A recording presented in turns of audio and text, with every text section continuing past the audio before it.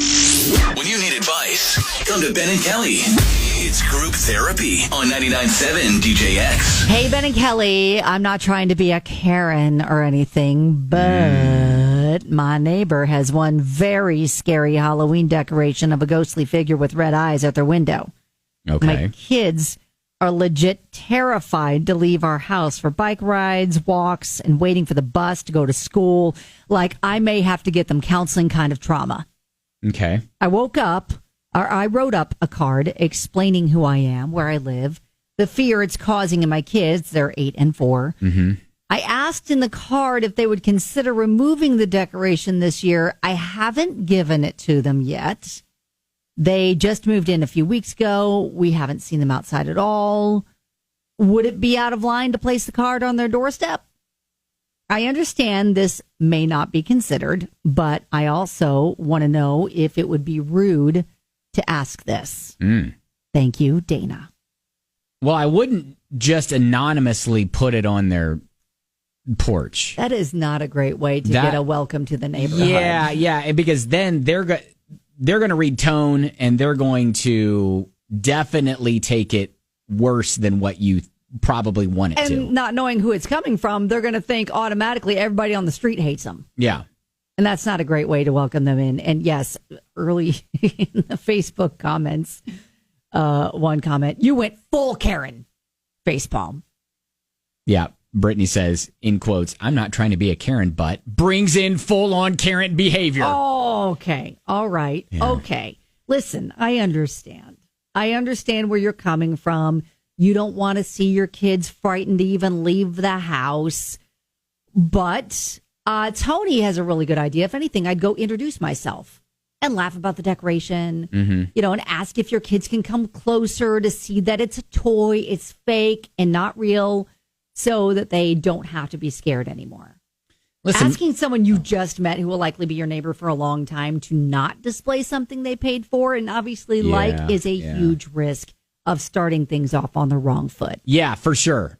For sure. Yeah. And that's not going to win you any points. No, I don't and think. a lot of people did suggest, yes, ask if you can take your kids over to see it up close and to realize that this is fake. It's just a toy. It's a prop. And okay, in reality, how often are your kids going to be going by this house? At night, too. Right.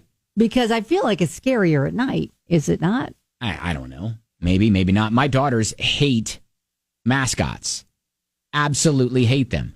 Zoe's fine with them. Isabel and Sophia hate mascots. We're traumatized from the very beginning. I don't know why. There was nothing that we did or didn't do, when we were those can be raising scary them. for lots of kids. But like Buddy the Bat. Yeah. Don't like Buddy the Bat. Don't like any of the mascots. Anyways. 2 years in a row, my daughter was crying her eyes out sitting on Santa's lap. Yeah, again. She was traumatized by Santa. Strange man. Yep.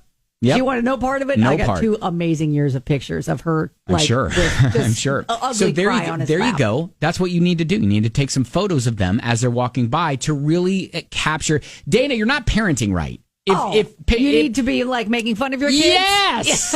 Use these as opportunities to take some photos that you can show them later and be like, oh my gosh, look at how crazy you were about this. I can't this. believe you're that scared. Look at you. Look at you. You're so silly. All right. 502-795-1997. Would love to hear your take on it. Maybe you've got a story about something similar. Let us know. Group therapy. Our listener, Dana, is not getting a whole lot of support. It's 99.7 DJX. She's, her kids are, quote, traumatized by some Halloween decorations her new neighbor put up and is wondering if she should leave a note for them to take them down. Yes. We're having a lot of, we'll call it tough love. We'll say it's tough love. Like Kimberly's saying, she's going to be the parent calling little Jimmy out of work when he's 42 because it's Halloween time and he had to drive by Spirit Halloween on the way to work and it scares him. Penelope says, personally, I would encourage my kids just to close their eyes until we pass the decoration. After a while, they'll either get tired of closing their eyes or just get used to the decoration or keep closing their eyes, find a distraction on their own, etc. Good luck. Yes. Drew, I don't think is helping. Not only am I not taking down the decoration, I'm buying one for every window in the house. Welcome to hell, kids. Wow. Yeah. Okay. Yeah, look, I think you can show your kids that, hey, these are fake.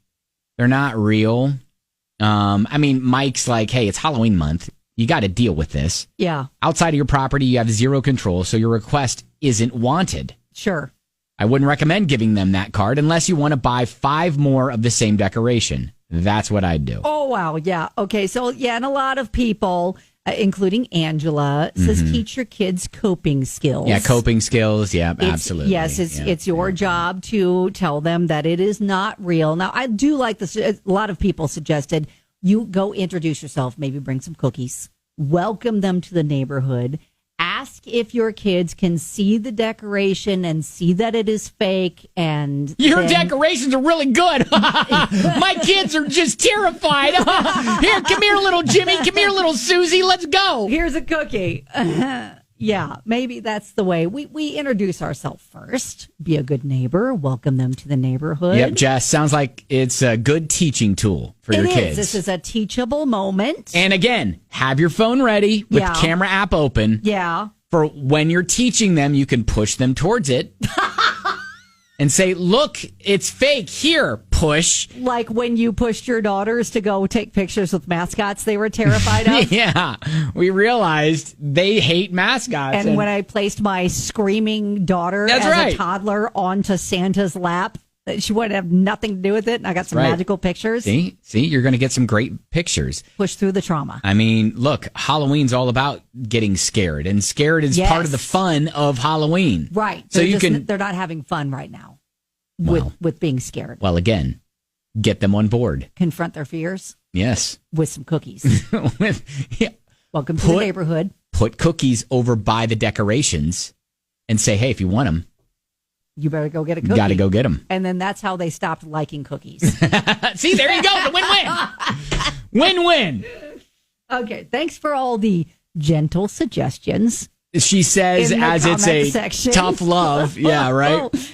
That's one thing you have to know about our peanut gallery. When you come to us with an issue, you may see some brutal mixed in with the honesty. But see, I think that's good, though, because you're definitely not, you're necessarily not seeing the other side of it, obviously, and that's why you're coming to us. Well, Taylor says these suggestions are all good ideas until she meets the neighbors, and they're like the family in the movie The Burbs.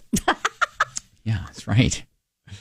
All right, so I think we're good, right? So we're meeting the neighbors. We're bringing cookies to the neighbors. We're introducing ourselves. We're Dana. Just tell your kids to suck it up. Amazing decoration up close, and then letting the kids see that it's fake, and then they don't have to be scared anymore. Let's see that amazing decoration up close, and then trip your kids on the way to go see it, and then they fall down, and then capture their trauma on camera. Toss some of the decorations on top of them. Oh wow! Then next, you just take them to Hillcrest. Oh yeah. Obviously, they haven't been to Hillcrest yet. No, they haven't been to Hillcrest. All right, so hey, good luck. Keep us posted. Hopefully that helps.